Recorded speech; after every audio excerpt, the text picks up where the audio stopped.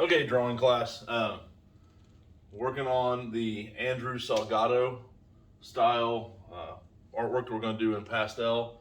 You guys should already have your thing drawn out.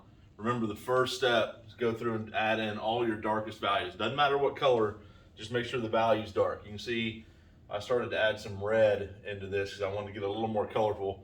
I actually started out with more of a burnt sienna type of color. Um, and I will be mixing in some pastels that you don't have at home or in your set anyway, but this one actually is one that you have there. So you can mix these. It doesn't have to be just straight one color. Most of you are probably going to choose to use dark blue or purple for that, and that would be fine.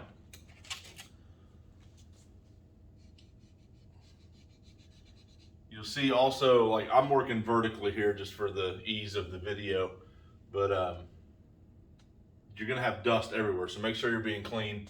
Make sure you've got your image that you're working from handy, whether that's on your computer or printed out. I also think it's a really good idea to always have, if you've got an artist that's inspiring you, which in this project it should be, because that's what we're basing it on. Andrew Salgado here, I've got his work up here as well, so that I can look at his use of color. I don't want to copy it, but I definitely want to use it as inspiration. So I want to kind of get to that. I want to make sure you guys saw the example I had in class, which the skin color was pretty realistic. Obviously here it's much, much more abstract. I kind of want to go a little more that direction with it. So I'm actually going to lay down first some white in the highlighted areas for me. Now I'm working on gray paper, so you might hopefully see this a little better, but you probably won't see it on your paper. But that's fine. Just if you know it's there, we're gonna blend it in later.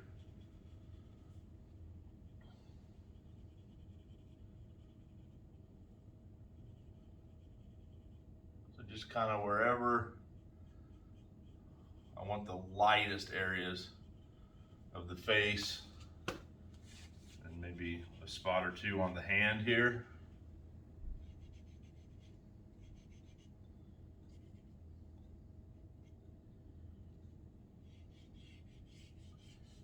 I really want you to bounce around like this, not get too focused on one thing or area at a time.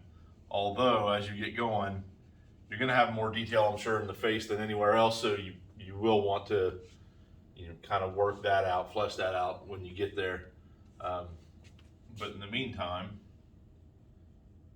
as we're just working with this particular color or that color, doing highlights or shadows, whatever, bounce around.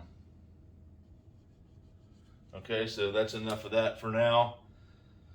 Go into, let's see, he's using a little more of a darker yellow than like a skin tone sort of color. So I'm gonna go and try and get some of that yellow in there and try to blend it right into that white. I don't want to over blend. Looks like there should be a little bit of a shadow there. I'll knock that in later.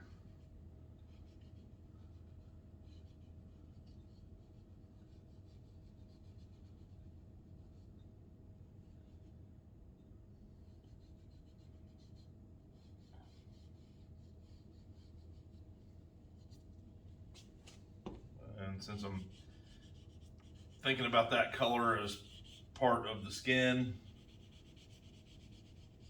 go ahead and get it in elsewhere.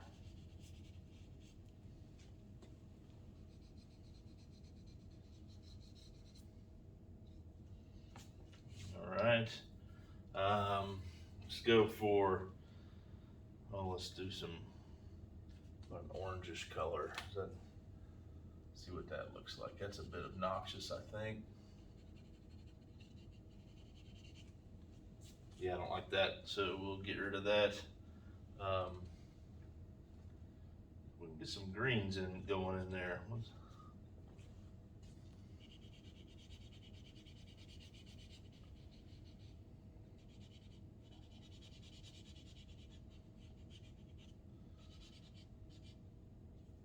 Yeah, I like that color.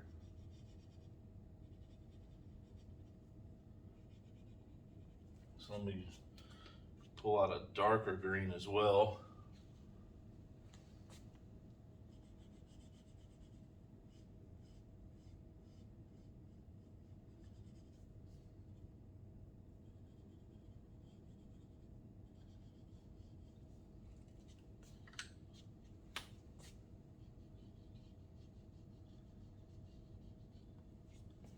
And you will certainly want to use colors to blend.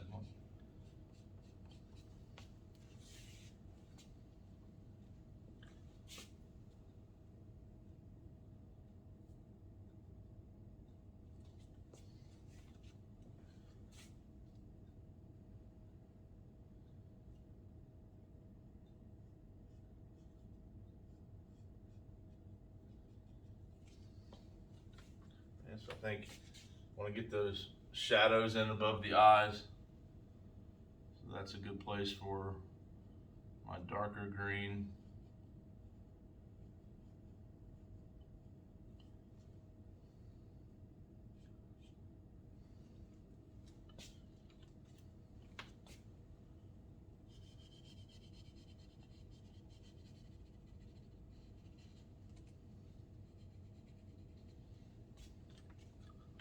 A little shadow there under the lip.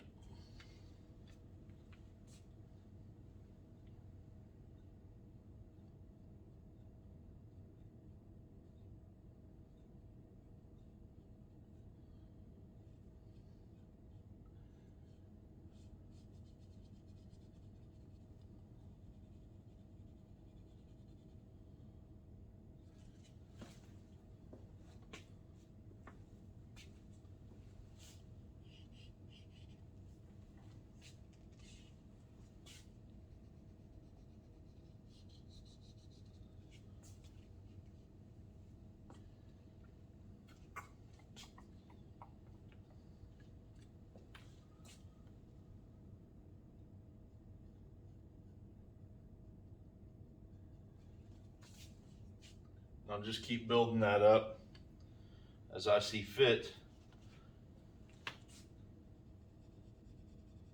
without over blending. I want to leave it, you know, I'm not going quite that blocky, but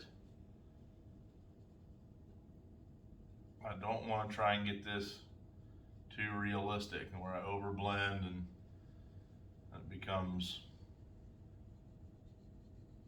maybe more realistic but less fun to look at.